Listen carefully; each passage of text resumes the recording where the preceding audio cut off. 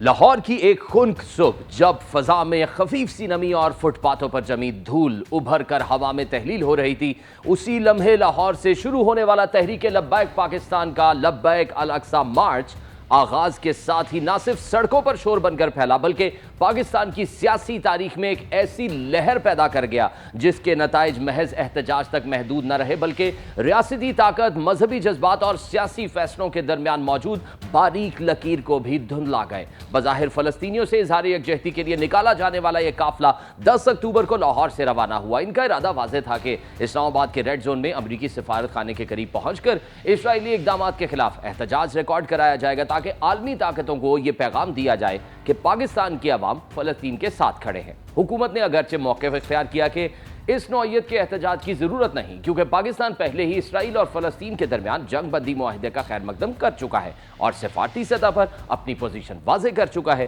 مگر زمینی حقائق جلد ہی بدل گئے۔ 3 دن بعد جب حکومت نے مارچ کرنے والوں کو اسلام آباد کے ریڈ زون میں داخلے سے روکنے کی کوشش کی تو یہ احتجاج چند نعروں سے بڑھ کر ایک خون ریز تصادم میں بدل گیا۔ پیر کی صبح مرید کے کا وہی مقام جہاں سعد حسین رضوی کا قافلہ رکا ہوا تھا اچانک میدان جنگ میں تبدیل ہو گیا۔ پولیس نے کریک ڈاؤن کیا، آنسو گیس کی شیلنگ شروع ہوئی، فائرنگ کی آوازیں گونجی، شور، چیخیں، بھاگتے لوگوں کے قدموں کی آوازیں اور آگ کے شعلے فضا میں لپکتے دکھائی دیے۔ پنجاب پولیس کے مطابق اس آپریشن کے دوران ایک ایس ایچ او جان سے گیا اور 48 اہلکار زخمی ہوئے، جبکہ تحریک لبیک کا کہنا تھا کہ ان پر رات کی تاریکی میں حملہ کیا گیا۔ مذاکرات کی پیشکش کو نظر انداز کر کے اچانک کارروائی کی گئی۔ ان کا الزام تھا کہ بات چیت کا وعدہ کیا گیا مگر 3:45 پر آپریشن شروع کر دیا گیا۔ ادھر پولیس کا موقف اس سے بالکل مختلف دکھائی دیتا ہے۔ ان کے مطابق مظاہرین نہ صرف ڈنڈوں بلکہ پیٹرل بموں، پتھروں اور آتشی اسلحے سے بھی لیس تھے، اور جب ان پر حملہ کیا گیا تو فورسز نے اپنی جان کے دفاع میں جوابی کارروائی کی۔ پولیس کے مطابق 3 مظاہرین اور 1 راہگیر کے جان سے جانے کی تصدیق ہوئی، جبکہ مظاہرین نے 40 گاڑیوں کو آگ لگائی۔ کنٹینرز پر موجود سعد رضوی مسلسل مائک پر درخواست کرتے رہے کہ کارروائی روکی جائے، ہم بات کرنا چاہتے ہیں، مگر شیلنگ اور فائرنگ کے شور میں ان کی آواز گم ہو گئی۔ جب دھواں چھٹا اور فضا کچھ پرسکون ہوئی تو منظر ہولناک تھا۔ جلے ہوئے کنٹینرز، سڑکوں پر بکھرے کپڑے، زمین پر بکھرے گولیوں کے خول اور فضا میں رچی ہوئی آنسو گیس کی بو۔ تجزیہ کاروں کے مطابق یہ واقعہ محض احتجاج نہیں بلکہ ریاست کے امتحان کی ایک ایسی گھڑی تھی جس نے بنیادی سوال اٹھایا کہ کیا حکومت واقعی مذہبی انتہا پسندی کے خلاف اپنی پالیسی میں مستقل تبدیلی لا رہی ہے یا یہ محض وقتی رد عمل ہے جو سیاسی ضرورت کے مطابق پھر بدل جائے گا۔ کچھ حلقوں کا موقف تھا کہ ایسے حالات میں حکومتی سختی ناگزیر تھی، جبکہ دیگر کا خیال تھا کہ یہ ٹکراؤ ریاستی بصیرت کی بجائے جذباتی فیصلوں کا نتیجہ تھا۔ ایک طرف قانون کا تقاضا تھا تو دوسری طرف سیاسی مصلحتیں، مگر سب سے اہم حقیقت یہ تھی کہ تحریک لبیک اور ریاست کا یہ تصادم محض ایک رات کا واقعہ نہیں تھا بلکہ برسوں کے ادھورے فیصلوں، وقتی معاہدوں اور مذہب کو سیاست میں استعمال کرنے کے نتائج تھے۔ اگر پاکستان کی حالیہ تاریخ میں کسی ایک مذہبی جماعت نے ریاست، حکومت اور عوام تینوں کو بار بار مفلوج کیا ہے تو وہ تحریک لبیک پاکستان ہے۔ یہ وہ جماعت ہے جو مذہبی عقیدت کے نام پر سڑکوں پر آتی ہے اور بار بار اپنے وجود کو مزید مضبوط کرتی ہے۔ یاد کیجئے 2017 کا فیض آباد کا دھرنا، جب اسلام آباد اور راولپنڈی کے سنگم پر سڑکیں ہفتوں تک بند رہیں۔ مسئلہ بظاہر معمولی تھا، انتخابی فارم میں ختم نبوت کے حلف نامے کے الفاظ میں معمولی تبدیلی کو عقیدے پر حملہ قرار دے کر ہزاروں کارکن دارالحکومت پر چڑھ دوڑے۔ اسلام آباد مفلوج ہو گیا۔ حکومت نے طاقت استعمال کرنے کی کوشش کی مگر جب پولیس نے لاٹھی چارج کیا، مزاحمت شدید ہوئی، گولیاں چلی، لاشیں گری۔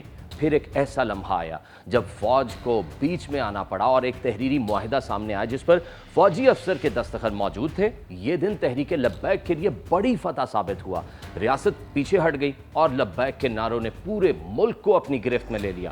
اسی دن یہ واضح ہو گیا کہ پاکستان میں احتجاجی سیاست کا ایک نیا فارمولہ وضع ہو چکا ہے۔ سڑکیں بند کرو، جلاؤ گھراؤ کرو اور مطالبات منوا لو۔ 2018 میں گستاخانہ خاکوں کے معاملے پر بھی وہی ہوا۔ ملک ایک بار پھر بند کر دیا گیا۔ فرانسیسی سفیر کو نکالنے کا مطالبہ ہوا، جھڑپیں ہوئیں، پولیس زخمی ہوئی، لیکن انجام پھر ایک تحریری معاہدے کی صورت میں نکلا۔ 2021 میں جب لاہور میں جھڑپیں ہوئیں تو تحریک لبیک کے کارکنوں نے پولیس تھانوں کو گھیر لیا۔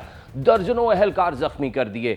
इस बार अगरचे हुकूमत ने सख्त कदम उठाया, तहरीक लब्बैक पर पाबंदी लगा दी, इसे दहशतगर्द तंजीम करार दिया गया, लेकिन चंद महीने बाद फिर एक और मुआहदा हुआ, पाबंदी खत्म हुई, मुकदमात वापस हुए और वो लम्हा था जब लब्बैक की एहतजाजी सियासत बतदरीज एक सियासी ताकत की शक्ल इख्तियार करने लगी। 2024 के इंतखाबात में इन्होंने भरपूर हिस्सा लिया और अगरचे नशिस्तें कम थीं, वोट लाखों में थे। पैगाम वाज़ेह था कि अब हम सिर्फ सड़कों पर नहीं, पार्लियामेंट में भी मौजूद हैं। मगर सवाल यह है कि क्या मजहब के नाम पर तशद्दुद, रियासत को ब्लैकमेल करना और अवामी जिंदगी को मफलूज करना सियासी अमल कहला सकता है? क्या मजहबी जज्बात को सियासी फवायद के लिए इस्तेमाल करना दुरुस्त है? ये सियासत न सिर्फ मुआशरे को तकसीम कर रही है बल्कि रियासती रेट के लिए भी सबसे बड़ा चैलेंज बन चुकी है। यही वजह है कि लाहौर मुरीद के और जीटी रोड अब महज सड़कें नहीं बल्कि पाकिस्तान के एक बड़े मजहबी और सियासी तसादुम की अलामत बन चुके हैं। मुरीद के सिटी थाने में तहरीक लब्बैक पाकिस्तान के सरबराह साद हुसैन रिजवी, उनके भाई अंस रिजवी और मुतअद्दिद रहनुमाओं के खिलाफ इंसदाद दहशतगर्दी एक्ट और कत्ल की दफात के तहत मुकदमात दर्ज हुए। FIR के मुताबिक स्टेज पर मौजूद साद रिजवी ने अपने करीब रखा पिस्टल उठाकर SHO फैक्ट्री एरिया पर सीधी फायरिंग की, जिससे वो जख्मी होकर गिर गए। मजीद कहा गया कि अंस रिजवी ने भी अपने राइफल से फायर किया और पुलिस अफसरान जख्मी हुए।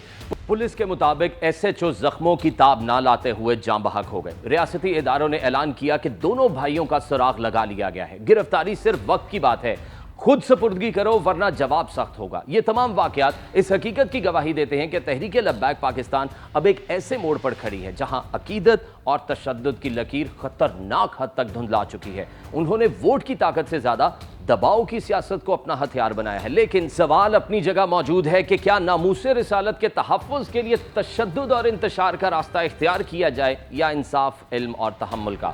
जब अकीदत की आवाज़ गोलियों और पत्थरों में दब जाती है तो ईमान बदनाम हो जाता है। एक तरफ हुकूमत का खौफ के सख्ती से जज्बात भड़क उठेंगे और दूसरी तरफ तजर्बा के नरमी से ये गिरोह मजीद ताकतवर हो जाते हैं। यही वो जमूद है जिसमें पाकिस्तान बरसों से फंसा हुआ है। अगर इस मुल्क ने वाकई अमन देखना है तो कानून को मजहबी जज्बात के नीचे दबने नहीं देना चाहिए। रियासत को फैसला करना होगा कि क्या वो हर एहतजाज और हर मुतालबे को तशद्दुद के दबाव में पूरा करेगी या कानून के तहत सबको जवाबदेह बनाएगी। क्योंकि अगर हर रास्ता जलाओ घेराव से खुलेगा तो फिर ना आइन बाकी रहेगा, ना अदालत, ना पार्लियामेंट और ना ही रियासत। यही असल खतरा है जिसने फैजाबाद से मुरीद के तक, नारों से लाशों तक और एहतजाज से कानून के सवाल तक इस कौम को ला खड़ा किया है।